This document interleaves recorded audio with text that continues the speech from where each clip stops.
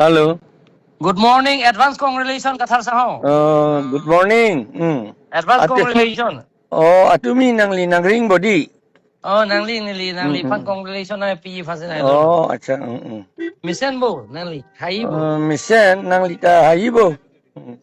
Ini bang report ateng ben ge chogi pusi pujita ki cheki betu mar pura kheti. Kalang tema. La ha chin ki dinga tum fan ki cheki betu ge nak pi nang pipene. Kalang. Latung bang enon ke. Bisa suhe nili. Latung si deciding factor si plang net lo enon ke. Lain nanti lah tum fan nili bisa suhe nang pi mang pi. Kalang la.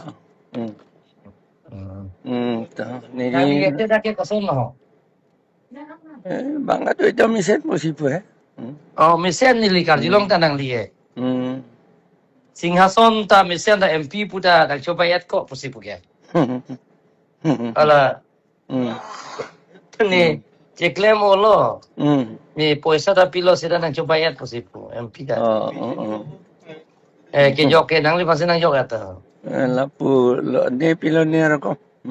Nang li mana silent vote ni ekdom reality alam sen khan po ni long da doi nang long da doi. Silent vote ke nang long du puji. Lapu rako. Open ke ni nang pupe hai. Open ni nang pupe sida silent vote nang li chuak rang som ke long hai. Nang li cici ni pin si long pigi lagi. Silent vote ke nang li pin an long i. Kalang. Ili nang li non la assessment la nil tum da assessment kuri lo la lagi chogi gali. Sida abhang to ke silent vote hadi. La abe nang li la Christian votan ke penan long i. Nili cini ni kosong ni. Kali aho kalam lo. Ini dah BJP fani reality alam sing than lah hai. BJP RSS pula salam tu kau puan pasti pakai lok ko la Christian tum ke pipe dah tahai. Nang lipan da congratulation nang pilih ho deh. Dora pen assembly long hoda debate dora pen na. Kalang le. Handbrake pe ni hang non dora pen na. Kalang le. Tim kar biang long. Oi. Nang lita nang cewar tulut no hai ni cuma tu. Lah cewar.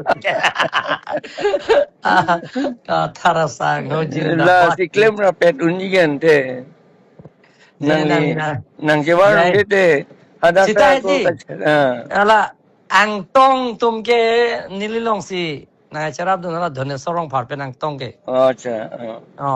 Na tu masap sub nililong pen chingki je than lo. Angkara tum ke nililong si na charap lo. Acha. Angtong pen la so dhone sorong phar pu hai. La tum ke la ke 100% nililong si na charap lo. Acha. Nang lipan si cini tu lo lagi. Kan lila hok lo lagi reality lo ni nang lipan ni li coba ibe mati. Kalang lo. Hok lo. Cito na ante deh mo. Tak nang li Guwahati mata rong si tu lo. Yo Guwahati dam hala nili mua sopo ga biapu.